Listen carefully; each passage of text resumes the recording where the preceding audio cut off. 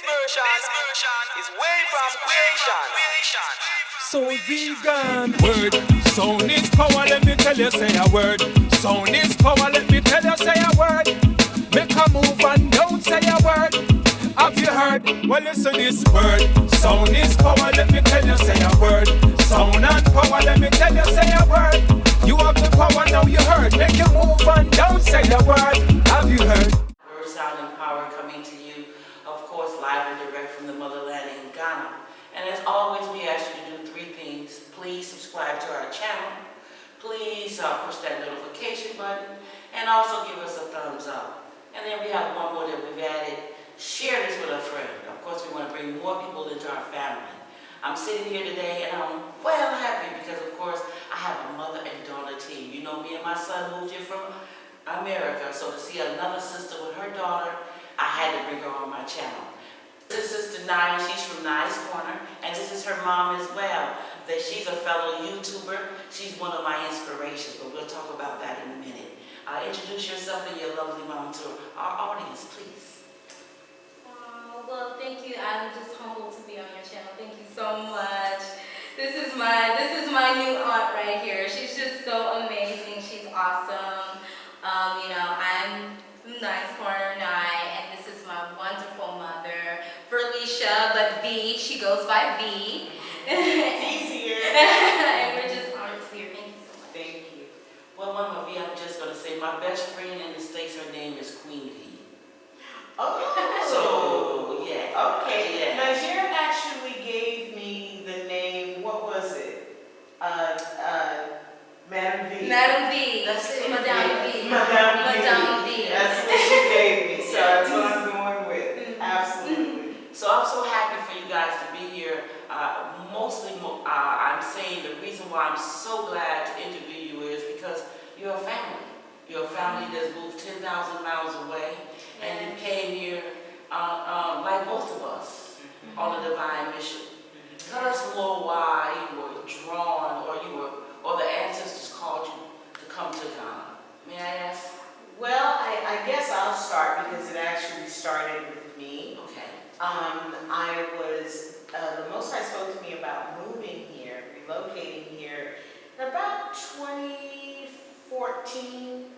And at first I was like, you sure? Am I getting this right? Because I never really thought about moving to the continent. I always wanted to visit, but I never dreamt about moving here. But that was put in my spirit to relocate here. And after asking for countless amounts of confirmation from the Most High, I decided, okay, I'm going to do it. And I shared that with Niger, with Nye, and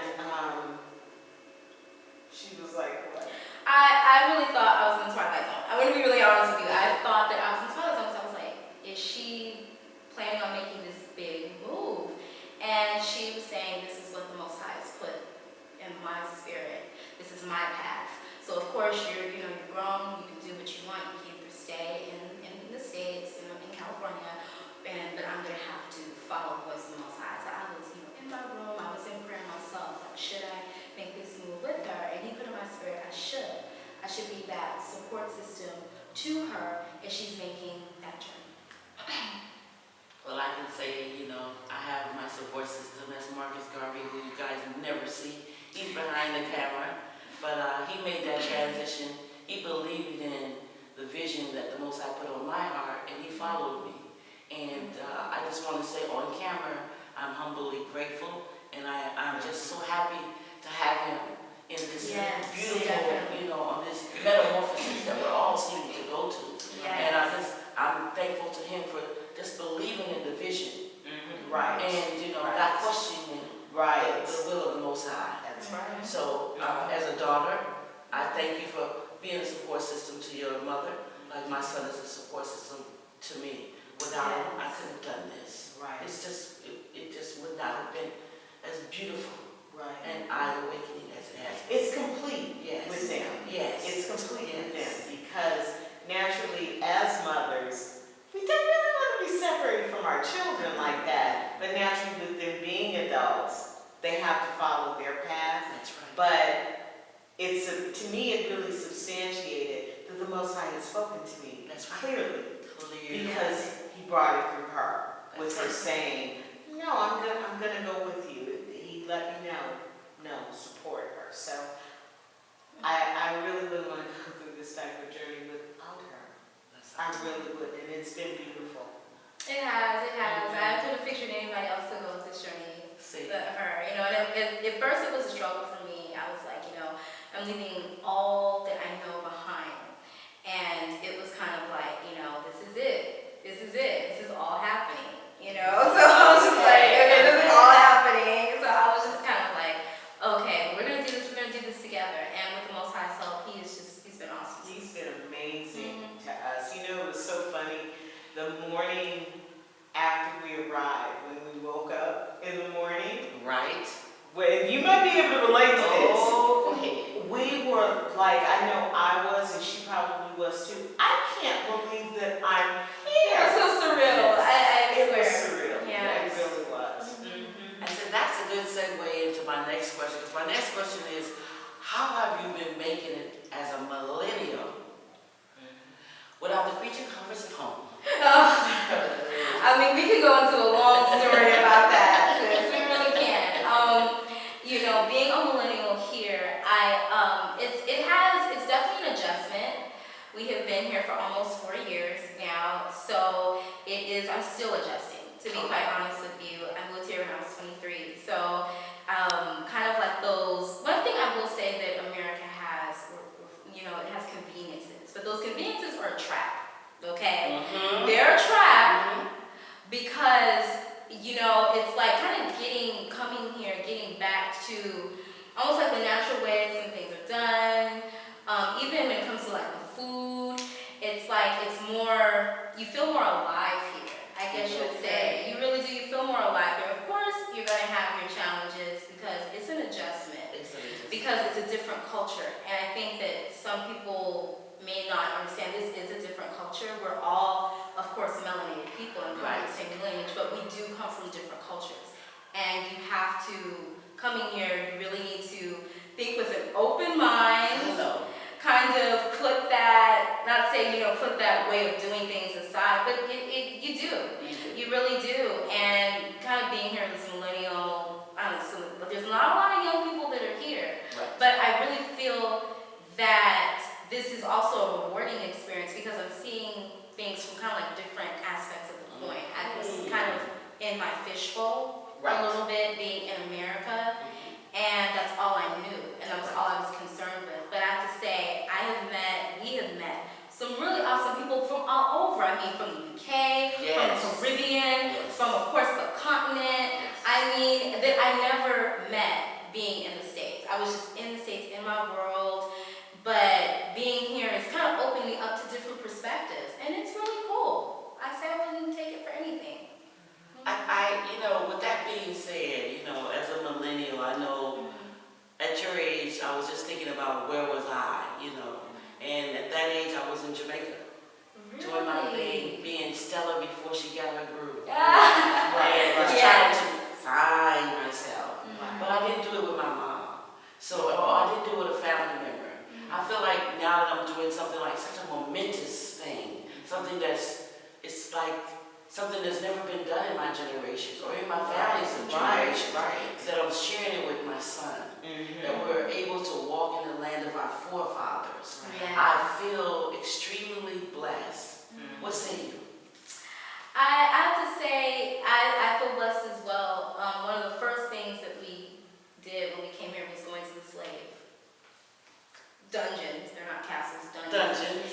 And I have to say, a lot of my friends that are in the States may not even ever experience that. That was something that I've always wanted to experience, and just that energy was just overwhelming. And I felt really honored to be there at my young age experiencing that, and even experiencing with her. I was just like, I'll never forget it. I don't even want to sit here and cry, but I never forget that.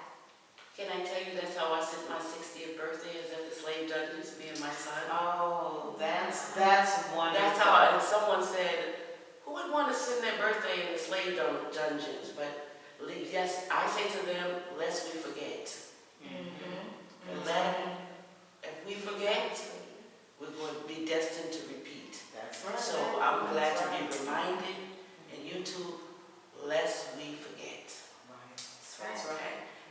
felt that that's the best 60th birthday, and it was spent with my son and the ancestors. And when I left out of the slave dungeons, I was not the same person that entered the slave dungeons. Yes. That's true. Yeah. That's true. I was not. I remember, and it's kind of weird because I still feel it. Yes. I remember the emotions that I experienced being there. I mean, I just cried. I just became a mess, just still smelling that scent. After all this time, it's still there. It's still there. You know, and I was very humbled by that, and I will never forget that as long as I live. That is something I didn't think I would ever experience in my life. But if there was a connection, just walking through those rooms of horror. Of horror. Okay, of horror. Yes. And just imagining what our ancestors went through. I will never forget that, and I feel very blessed that I was able to experience something that many will never experience. Can I say that I felt most empowered that I was able to leave? Because so many sisters were marched up to the room and never made it. Right. And that I actually was able to leave.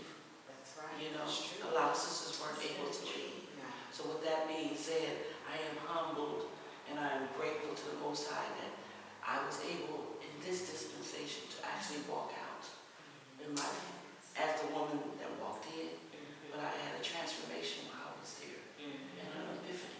Yeah. Absolutely. That I will take with me for the rest of my life. Always. Yes. Always. I will never forget. Yeah. So let's get us back. You know, sometimes, like everything, but we have to pay homage where homage is due, and we have to pay respect to where respect is due, and we have to remember that those who have gone before us and whose shoulders we stand. Absolutely. So we always keep that in mind, WordSoundIsPower, because with this way of expressing ourselves is really to just show our people the greatness. The greatness of our race, the greatness of our women, and the greatness of our children, and the greatness of our land, the greatness of our language, and the greatness of our culture. That's right. So that's why we do this. So we're going to move on to some more questions, because I want all the tea, Oh, that's right. Get the tea. I have to get the tea, girl. Y'all know where we from. Yeah, tea Want the comes tea, y'all. Like, she's always interviewing people, but today I'm interviewing her. That's so special. Let me just say this YouTube channel. Let's just be honest. She is one of the people that while me and my son is here. And I told her mother that earlier, and I'm greatly humbled by it because I used to watch you religiously 7 days a week in the States. 7 days a week I watch you. I do my food truck, I get my business, I pack up some more stuff, and then I go watch you guys. And I would say, one day, that too shall be I. So you're a great inspiration to me and my son. We are eternally grateful for your energy, and we thank the source because the apple never really falls far from the tree. There would not be a nice corner if it wasn't for my mom. I just want to put that out there. There would not be a nice corner if it wasn't for my mom. She does all my behind the scenes. She's really like the true momager. Yeah. She really is. Yeah. She really is a true momager, and I have to say, I'm humbled. We're humbled and honored to even be on your platform. Absolutely. And that's what it's all about for us, for me, my channel is encouraging other people, and that's why we do what we do. It's for other people and to bless other people and be used as that vessel by the Most High. That's right. Each one teach one. That's what my mom said. Each one teach one. And if you get there before me, tell them I'm coming. That's right. I love that. So Yes. that's that. So we're all here in Africa. You see how we sitting down and we living. People think that we're not making it in the continent and that it's going to be so hard and we struggling and all that, but we're not. No. As you can see, we're living good. Things are all in order according to the divine order of the Most High. Yes. And I just want to know, for the people out there, how are you making it? You told me earlier that you And I need that strength because I need that same, I need that in my life, that I'm not going back energy. So tell the people, how have you made it for 4 years? Y'all look fine. Y'all look like y'all missing a piece of me. Look at all this. I count you beautiful. So with that being said, how have y'all made ends meet? Because I'm sure that's what my audience wants to know. I'm sure, because that's a big question. That's a major question that has to be answered for us. We are technical writers. Okay. And it's so funny because I got a job as a technical writer so I could stay at home and care for my mother, who was an Alzheimer's patient. And we cared for her for 8 years. And I just did it just to make some extra money, not knowing that was going to end up being our means of income because we were moving to the continent. See? Wow. I had no idea. So I did that kind of in my spare time. You know, I was retired.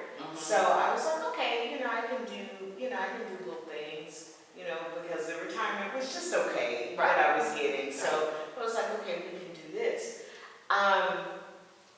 That's how we make it here. We are technical writers. We write online. Okay. So we came here with a job. And I thank the Most High for that because we naturally were making American dollars. I'm loving y'all. Okay. She didn't say settings. Hallelujah. Hallelujah. So when it translates, those American dollars translates into CDs. It's not a bad living that we make. Yeah. So, but I will say this though. Please. We actually didn't, I know a lot of people say this, and this is probably very unconventional. I'm just really speaking for us. I understand. We didn't come here with a plan. Some people come with a plan. A so-called master plan. And they say, don't do it without coming with a plan. We didn't come with a plan. But people say, my grandmother say, plan and watch God laugh. Exactly. Exactly. Tell them what your plans are. Yes. If you want to make it last. That's it. I see that. I was trying to remember your big mama, but so she got it. true. But it's so true. He just told us to come. And we're letting him do the rest. And is he doing it beautifully? He's doing it beautifully. It really is. Because I get a lot of DMs from people saying, what was your plan? What is your plan of action? What do you do there? How do you survive? Because of course the main thing that a lot of people, question a lot of people have, and it's understandable, is survival. How do you survive? And really my answer to them is not all the time you're going to have a plan. Sometimes you will, but not all the time you really, you have to follow that inner voice that's inside of you. That's if you're being led, indeed. I'm talking to people that have been led to come here. Not all the time are you going to have a plan, but provisions will be made for you. And we're testimonies. I want to say this, and she's absolutely right. If the Most High is telling you to come, see, that's different because He's your provider. All things. That's when you come. If you just want to come because I just want to come to Africa, well, then maybe you do need a plan. Okay, I don't know. But if you're moving in the will and the obedience of the Most High, and He tells you, like He did with us, give away everything you own. And come. And do what I'm telling you to do. Love I've got you the rest of the way. And boy, has He proven to us over these 4 years. He's got us and has had us beautifully. I mean, He's come through in the 99.9 hours. Sometimes it's been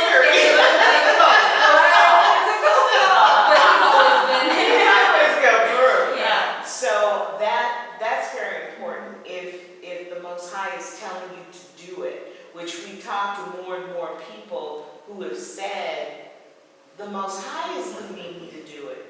The last thing you want to do is be afraid because He didn't give us the spirit of fear, but of power, love, and a sound mind. Well, let me just say something about that word, fear, audience. I had breast cancer. I'm a breast cancer survivor, 15 years strong. And I want to say to you, when I had breast cancer, I had a fear, like most people had a fear. And it wasn't really a fear, it was like the fear of the unknown. What was coming down the pike, which I had never experienced before. But then I went to my pastor at the time, Dr. Brazier, rest in peace, and he said, fear knocked at the door and faith answered. And I've held on to that ever since. And I'm 15 years on the other side, having been diagnosed with breast cancer again, and all those sisters who didn't make it past a second or third diagnosis, I lived through you. I am here, and I'm humbled to be here representing you in this time. That's powerful. That's powerful. So we all have our, we all have our Waterloos, and we all have our testimonies. My grandmother used to say, these are those who have gone to great tribulation for my name's sake. That's right. And that's us. We're here to tell the story. And our story is resonating throughout the world, and our message will be a resounding noise that will go off a mountain peak. That's the energy I feel. And we too didn't have a plan. We just came on the wheel. I mean, we didn't put we wasn't like 100% in like y'all. Let's be honest, you two. We kind of left a foot back in Babylon. Because we had never been to Ghana before. So we had never been. So Mama was like, let's just leave one foot in and one foot out. Just in case we go over there. We don't like it. Right. I didn't have 100% faith as my sisters have had. I give you about 75% because I didn't know what I was going into. And I was taking my son with me, and I just wanted to. The Bible says, fools rush in where wise men feel the tribe. So with that being said, I kind of, I didn't do it wholeheartedly. And then once I arrived, like that second morning, I realized this is it. This is where I need to be. This is where I reside. And I realized that I didn't want to die in America, by the rivers of Babylon. We've been singing our Father's song for so many years in a strange land, by the rivers of Babylon. That's right. And I said, I want my bones to be buried in Africa, not into the colonial master's land. That's right. Like my son's his navel cord was buried in a tree in Jamaica. That's what they do in Jamaica. So it was a coconut tree. So once the umbilical cord was cut in Jamaica, that was placed next to the tree. And I know that tree. Wow. So I love that vibe. So that same vibe resonated with me, and I said, I'm getting older, and I just don't want to perish by the rivers of Babylon. Right. And that was my vibe. It was nothing more, nothing less, and that's why we sit here. In incomplete humbleness and thankfulness, and we're grateful. That's my word. We're just so grateful. We're just so grateful to be sitting and walking and breathing. The ancestors and our forefathers, they all live here. And how blessed we are, family. I mean, we all cannot return, our brothers and sisters. We all can't. We understand that. So how blessed are we to be those chosen few that are able to walk in the land. That's the way we definitely feel. It's an honor. It's a privilege. It's an honor. And we carry ourselves, and we lift up others, and we pray for the redemption of Mama Africa. That's right. Well said. Yeah. Well said. Okay. So, one more question before we leave. How has love treated you? You're such a beautiful young lady. Have you found love in the motherland? Well, as I always say, that's another tale for another time. Anybody who wants to see a little bit of my journey, definitely go on my channel. But no, it's I always say it's always nice when you can find love when you find it. That's right. It's interesting. I have to say, it's a cultural difference. Thank you. It's a cultural difference. I'm gonna keep it real. Okay, with everybody. It's a cultural difference that personally is a little difficult for me. Because anybody that's gonna come on my channel, I've interviewed a lovely couple who he was Ghanaian and she was from the diaspora, and a beautiful couple. And I've So anybody who can do it, more power to you. I love it.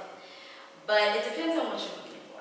It depends on what you're looking for in terms of how, your plans in your life and, kind of like what you are willing to do, or, kind of like what you're willing to bring in your space. I get you. And, so in terms of that, I'm focused on what I need to be focused on right now. And I feel that he will come. I've definitely dated my share. Okay. It's 4 years, so my I share. Let me get a little, as they would say, the kids would say you got a little in. Both Ghana and from the diaspora. But, so it's all a journey. You say it's a work in progress? It's a work in progress. I like that. It's a work in progress. Okay. So we see it from the millennials' point of view. Mom, what your point of view? Have you found love, or are you looking for love? Okay, no, I'm not looking for anyone. What I'm looking for more is just peace in my life. Thank you. Okay, I'm 60, almost 63, and I'm looking for just peace in my life. And when it comes to that, I have to agree with my daughter. I see a lot of women, a nice number of women that come here in my age group, maybe a little younger, but even in my age group, that come out and get like really green for saying this, but I'm gonna say it anyway. Speak the truth. Because it is the truth. We see a lot of women come here, and I understand that some of these women are coming from a place of loneliness. Yes. And I get that, and I sympathize with that, I truly do. But we have to use wisdom as well.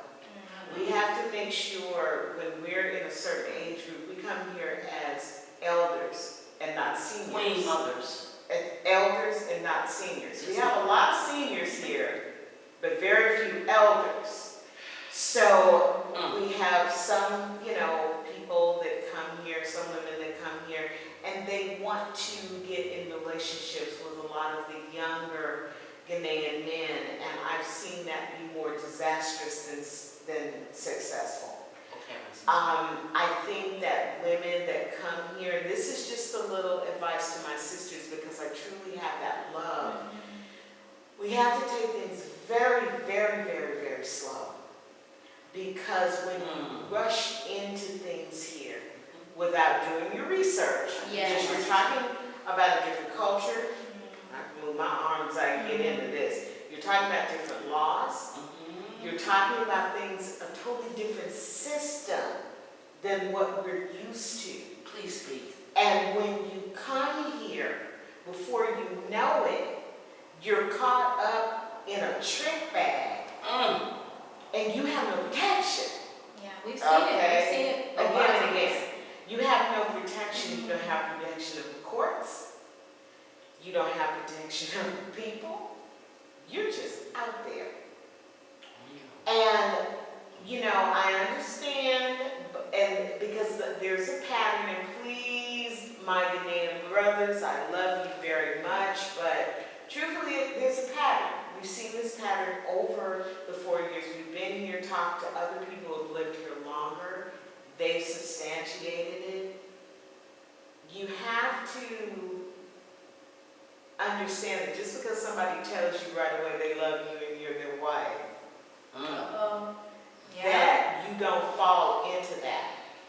Because it's very convenient getting into a marriage with someone who has a good pension coming in, or someone who can maybe help with passport situations. So people can go to the States, which you want to go, okay, I wouldn't come in. But anyway, I just want my sisters and my brothers. Yeah, because there's been Yes, some there brothers that are have been men that burned. fall into this trap. Yes. It's, Ghanaians are lovely people. Don't get us wrong. I'm not saying Ghanaians are lovely people, but I think it's very important to ask yourself a very important question. If you wouldn't accept this type of thing from a male in the States, why would you accept it here?